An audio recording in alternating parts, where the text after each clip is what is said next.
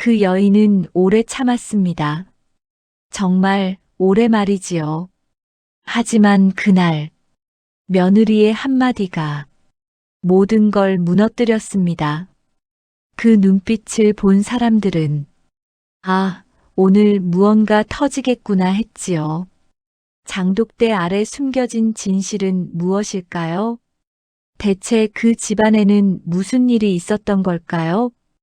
이야기 시작 전 구독과 좋아요 눌러주신 뒤 어디서 듣고 계신지 댓글로 알려주시면 그곳에 만복이 가득하길 바라겠습니다. 눈보라가 사너리를 집어삼키던 밤이었습니다. 수레바퀴가 얼어붙은 흙길을 긁으며 서걱거렸지요. 그 소리가 어찌나 날카롭던지 사람 뼈를 긁는 듯 했습니다. 수레 위에는 포대처럼 묶인 여인이 하나 실려 있었습니다. 눈이 소복이 쌓여 얼굴을 반쯤 덮었는데 자세히 보면 입김이 아주 희미하게 올라오고 있었지요. 여기쯤이면 되겠지. 앞서 걷던 하인이 발을 멈췄습니다. 벼랑 아래는 칠흑같이 어두웠습니다. 멀리서 짐승 울음이 길게 퍼졌습니다. 마님 말씀이 발 헛디뎌 굴러 떨어진 걸로 하라셨다. 짧은 침묵이 흘렀습니다. 그리고 거친 손이 밧줄을 잡아당겼지요. 쿵.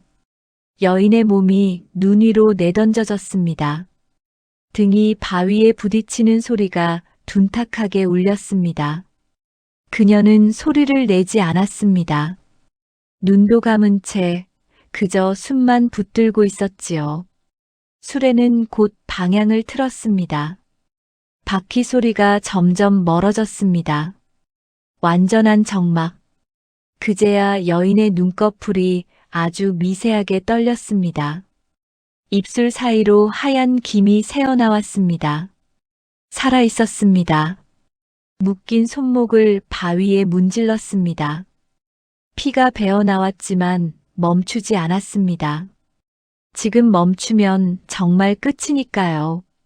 지금 죽으면 저들이 이긴다. 속으로 그렇게 되뇌었지요.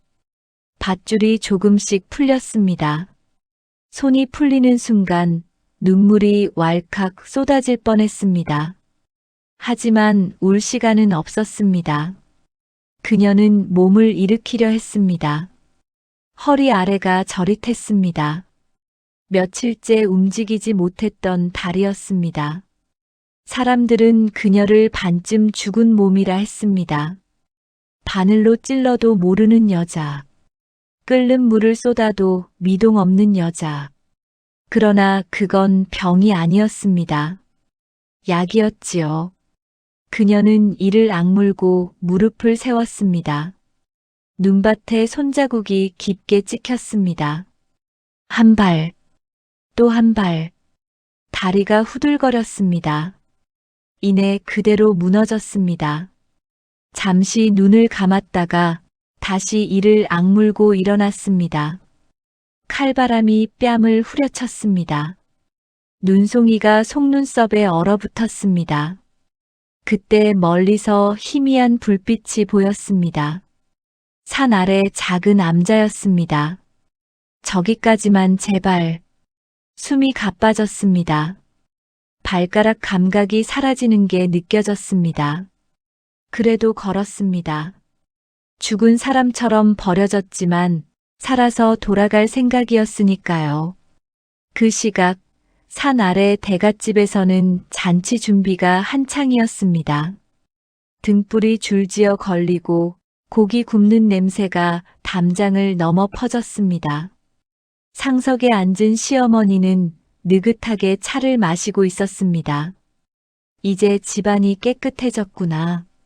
말은 조용했지만 눈빛은 차가웠습니다.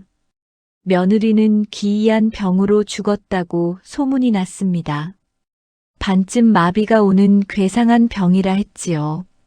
문서도 이미 준비되어 있었습니다. 강제로 찍힌 지장 하나. 대가 끊길 순 없지. 그녀는 낮게 중얼거렸습니다. 봄이 오기 전에 새 며느리를 들릴 생각이었습니다. 아무도 몰랐습니다. 그 병이 독이었다는 걸.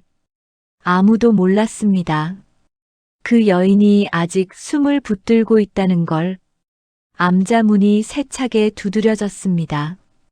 쾅, 쾅. 늙은 비구니가 문을 열었다가 흠칫 물러섰습니다. 눈사람처럼 얼어붙은 여인이 서 있었으니까요. 살려주십시오. 그 말 한마디를 남기고 그녀는 쓰러졌습니다. 온돌 위에 눕혀졌습니다. 따뜻한 물이 입에 조금씩 흘러들었습니다. 한참 뒤 그녀가 눈을 떴습니다. 왜 이런 꼴이 되었느냐? 비구니의 물음에 그녀는 잠시 숨을 고르더니 말했습니다. 아직 끝나지 않았습니다. 그 눈빛이 예사롭지 않았습니다. 살겠다는 눈, 그리고 반드시 돌아가겠다는 눈이었습니다. 며칠이 흐르며 다리는 조금씩 감각을 찾았습니다. 밤마다 벽을 짚고 섰습니다. 넘어지고 또 일어났습니다. 창고에 갇혀있던 날들이 떠올랐습니다. 바늘이 발바닥을 찔러도 이를 악물던 밤. 끓는 물이 발등을 덮쳤을 때도 소리 내지 않던 순간. 그 모든 것이 연기였습니다. 살기 위한 연기. 그녀의 손에는 아직도 작은 헝겊 조각이 남아 있었습니다. 독약을 싸고 있던 종이였습니다. 붉은 인장이 또렷이 찍혀 있었지요. 증거였습니다. 살아서 돌아가겠습니다. 조용히 다짐하듯 말했습니다. 눈은 여전히 내리고 있었습니다. 하지만 그녀의 심장은 그 어느 때보다 뜨겁게 뛰고 있었습니다. 죽은 며느리가 돌아오면 그 집안은 어떤 얼굴을 하게 될까요? 그녀는 조용히 눈을 감았습니다. 그리고 속으로 되뇌었습니다. 이번엔 내가 문을 열고 들어가겠노라고. 처음 이상하다고 느낀 건 아주 사소한 일이었지요. 아침상을 물리자마자 속이 울렁거렸습니다. 손끝이 저리고 발바닥 감각이 희미해졌어요. 피곤해서 그런 게지. 시어머니는 대수롭지 않게 말했지요. 그러면서도 약탕기를 직접 들고 왔습니다. 짙은 갈색 탕약. 냄새는 달았는데 혀끝에 닿는 맛은 묘하게 떫었습니다. 다 마셔야 한다. 그 눈빛이 이상했어요. 걱정이라기보다 확인하는 눈이랄까요. 그날 밤 그녀의 다리는 제대로 힘을 받지 못했습니다. 무릎이 툭 꺾였고 손에서 빗이 떨어졌지요. 어머나, 큰일이구나. 입으로는 놀란 소리를 냈지만 시어머니의 눈은 차분했습니다. 너무 차분해서 오히려 섬뜩했지요. 그날 이후로 탕약은 끊이지 않았습니다. 한 번, 두 번, 세 번. 몸은 점점 말을 듣지 않았습니다. 발가락부터 감각이 사라졌고 종아리는 나무 토막처럼 굳어갔어요. 그런데 이상했습니다. 정신은 또렷했거든요. 이건 병이 아니었습니다. 천천히 신경을 잠재우는 독. 친정에서 본 적이 있었지요. 사람을 바로 죽이지는 않지만 움직이지 못하게 만드는 약재. 그녀는 그제야 깨달았습니다. 아, 나를 죽이려는구나. 눈앞이 아득해졌지만 소리내 울지는 않았어요. 울면 더 빨리 끝날 것 같았거든요. 며칠 뒤 그녀는 창고로 옮겨졌습니다. 기이한 병은 사람들 눈에 띄면 흉하다. 시어머니 말이었지요.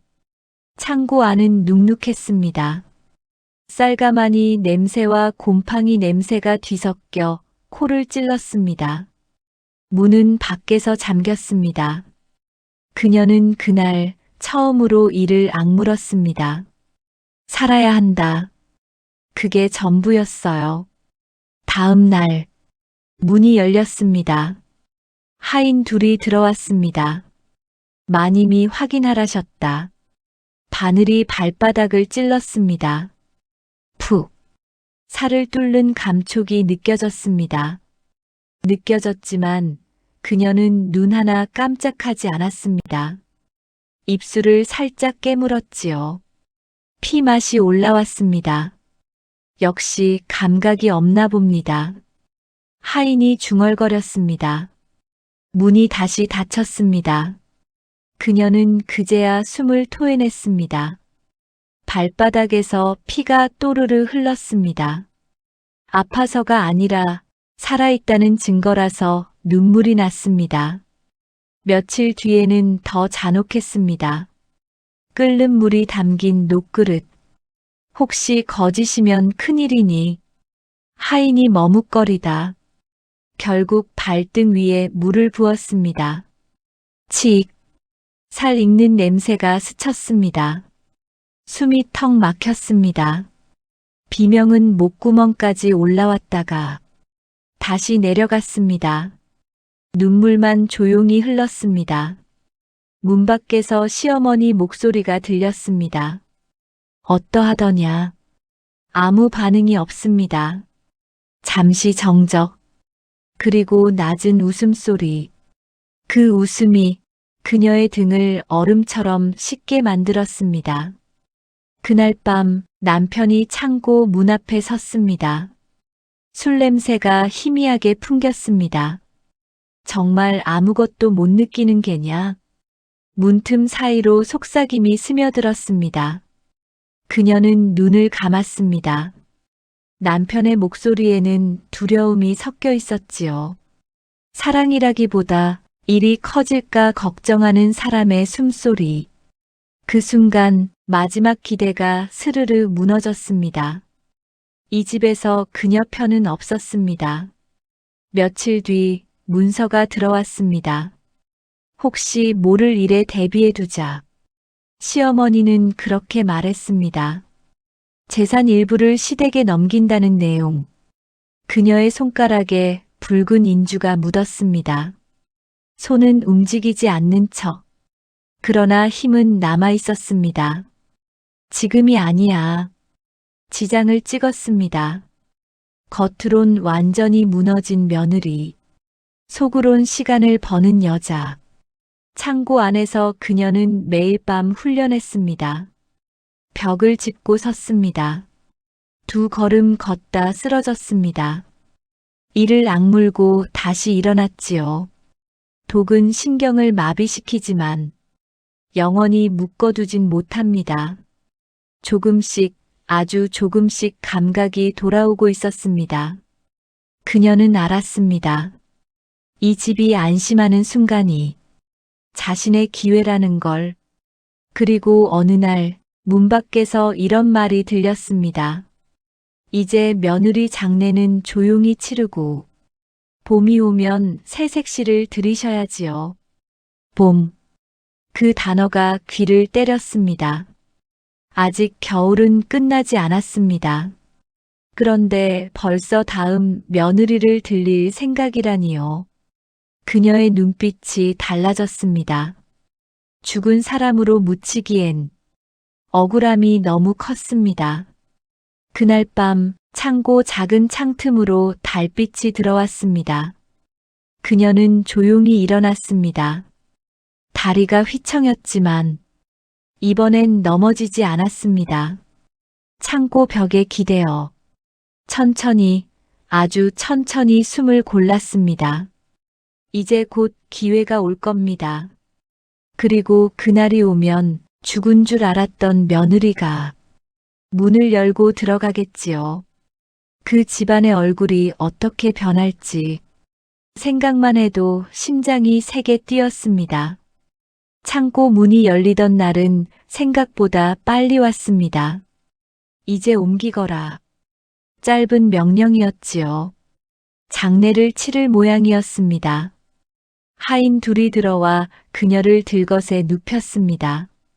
몸을 축 늘어뜨렸습니다. 숨도 최대한 얕게. 심장은 미친 듯 뛰었지만 겉으론 싸늘한 시체처럼 보였을 겁니다. 마당을 지나는데 겨울 햇살이 눈부셨습니다. 아직 세상은 밝구나.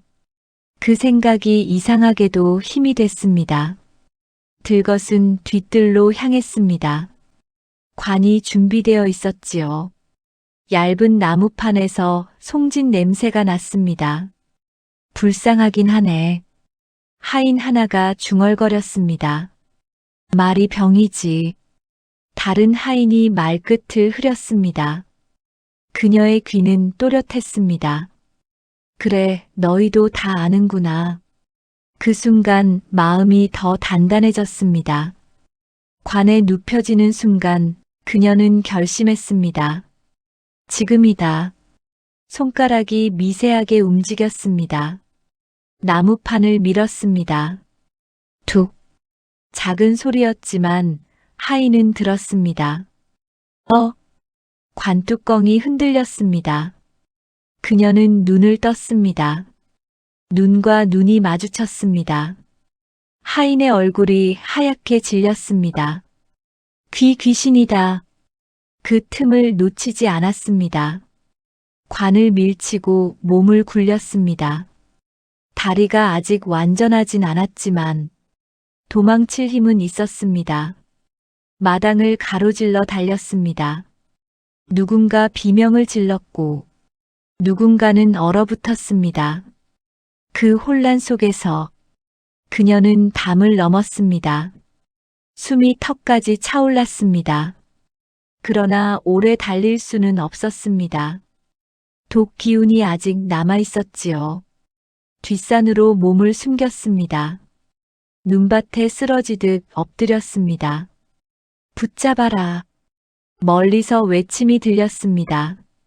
발자국 소리가 가까워졌다 멀어졌습니다. 눈보라가 다시 세게 몰아쳤습니다. 그녀의 흔적을 지워주듯이요. 얼마를 기었는지 모릅니다. 정신이 흐려질 즈음 익숙한 목소리가 들렸습니다. 이보시오. 포목을 팔던 이웃 사내였습니다. 예전에 친정과 거래가 있던 사람이지요. 그는 그녀를 알아보고는 깜짝 놀랐습니다. 아니, 이게 무슨... 그녀는 힘겹게 속삭였습니다. 저를 숨겨주십시오. 사내는 잠시 망설였습니다. 대갓집과 엮이는 일은 위험했지요. 그러나 결국 이를 악물었습니다. 일단 업히시오. 그의 초라한 집은 따뜻했습니다. 아궁이에 불이 살아있었지요. 그녀는 며칠을 숨어 지냈습니다. 몸은 조금씩 나아졌습니다. 감각이 돌아왔고 발바닥 상처도 아물어갔습니다. 그 사이 그녀는 모든 걸 털어놓았습니다. 독약, 창고, 강제지장. 사내의 얼굴이 굳었습니다. 증거가 있소? 그녀는 품에서 헝겊 조각을 꺼냈습니다. 붉은 인장이 찍힌 약 포장지, 그리고 지장 찍힌 문서의 사본. 사내는 숨을 삼켰습니다. 이건 그냥 넘길 일이 아니오. 그는 몰래 의원을 찾아갔습니다. 그 약을 지은 자였지요. 처음엔 부인했습니다. 그런 약은 모릅니다. 그러나 포장지 인장을 보여주자 의원의 얼굴이 굳었습니다. 그건 특별 주문이었소. 누구의 주문이었소? 의원은 입을 다물었습니다. 그날 밤 의원의 집에 낯선 사내들이 들이닥쳤습니다. 대갓집 하인들이었지요. 괜한 말하지 마라. 협박이 오갔습니다. 이웃 사내는 그 광경을 멀리서 보았습니다. 그리고 깨달았지요. 이 일은 생각보다 더 위험하다는 걸. 그날 밤 사내는 그녀에게 말했습니다. 이대로 들고 나가면 당신이 먼저 다칠 수 있소. 그녀는 잠시 생각했습니다. 그래도 나가야 합니다. 목소리는 낮았지만 단단했습니다. 잔칫날이 언제지요? 사흘 뒤라 들었소. 그녀는 고개를 끄덕였습니다. 사흘. 그 안에 끝내야 했습니다. 그러나 또 한 번의 위기가 찾아왔습니다. 문을 두드리는 소리. 쾅, 쾅. 문 열어라. 대갓집 하인들이었습니다. 사내의 얼굴이 창백해졌습니다. 그녀는 숨을 죽였습니다. 이대로 들키면 이번엔 정말 끝이었습니다. 문 밖에서 거친 숨소리가 들렸습니다. 그 여인 여기 숨었다는 소문이 돌았다. 순간 아궁이 불빛이 흔들렸습니다. 그녀의 심장도 함께 흔들렸습니다. 이 위기를 넘기지 못하면 잔칫날은 오지 않을지도 모릅니다. 과연 그녀는 무사히 문을 열고 나갈 수 있을까요? 잔칫날 아침은 유난히 맑았습니다. 하늘은 아무 일 없다는 듯 푸르렀고 대문 앞에는 붉은 비단이 걸렸습니다. 풍악 소리가 골목을 울렸지요. 웃음소리도 뒤섞였습니다.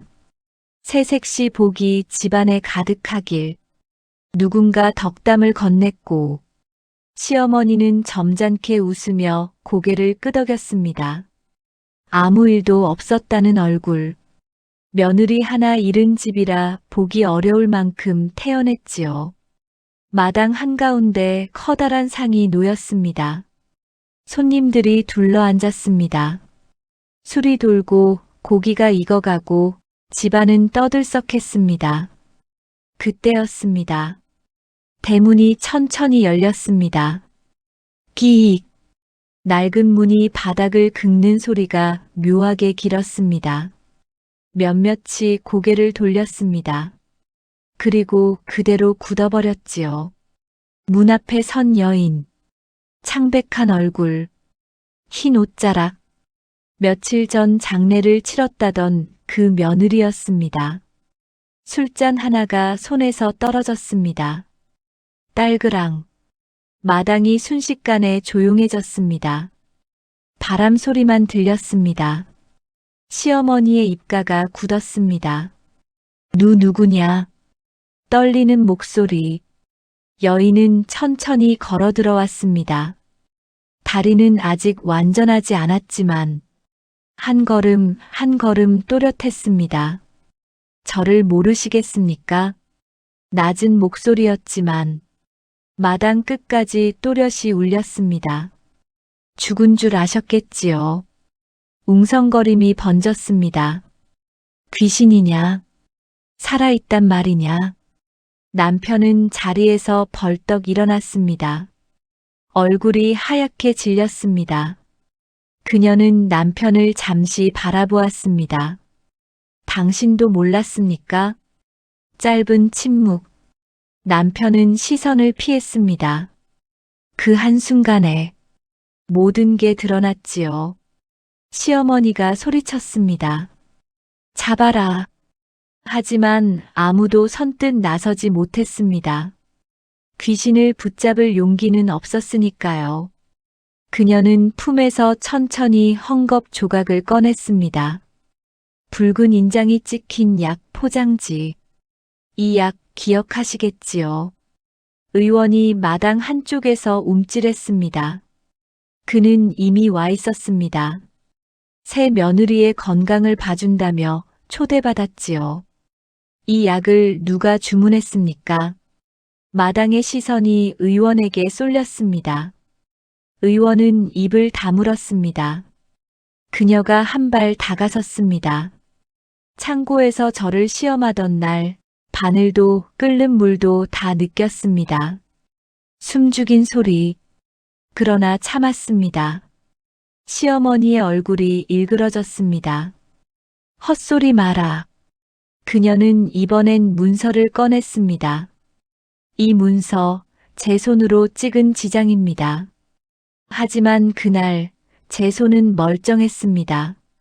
사람들 사이에서 수군거림이 커졌습니다. 그럼 병이 아니었다는 말이오? 설마. 그녀는 고개를 들었습니다. 저를 병들게 한 건 병이 아니라 독이었습니다. 마당 공기가 얼어붙었습니다. 그때 낮은 목소리가 울렸습니다. 사실입니다. 모두가 돌아보았습니다. 포목상 사내가 서 있었습니다. 그 뒤에는 고을 아전 둘이 서 있었지요. 의원이 인정했습니다. 특정 약재를 과하게 다렸다 했습니다. 의원의 얼굴이 무너졌습니다. 강요받았습니다. 그 한마디가 마당을 뒤집었습니다.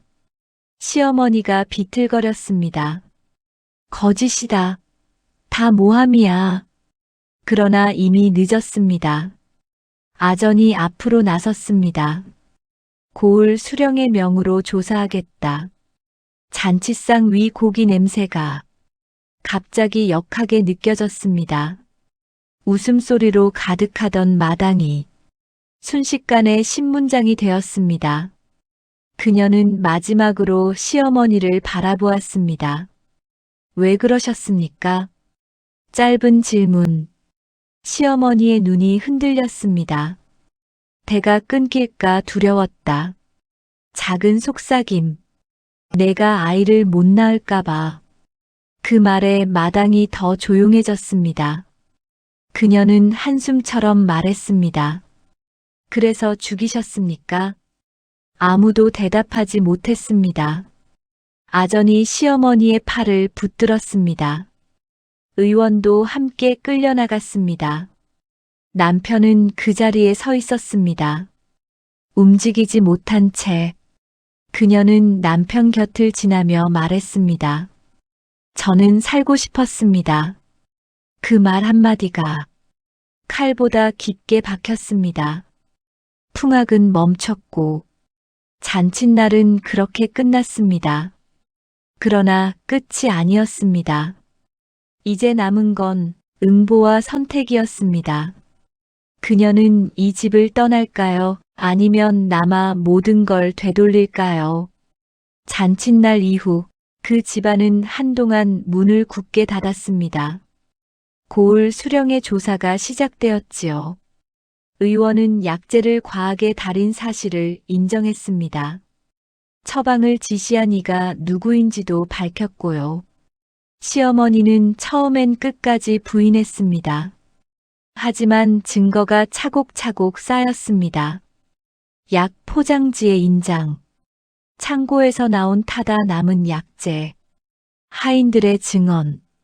결국 판결이 내려졌습니다. 시어머니는 유배를 명받았습니다. 의원은 면허를 박탈당하고 벌을 받았습니다. 집안의 체면은 땅에 떨어졌습니다. 사람들은 수군거렸습니다. 대가 끊길까 두려워 며느리를 죽이려 했다더라.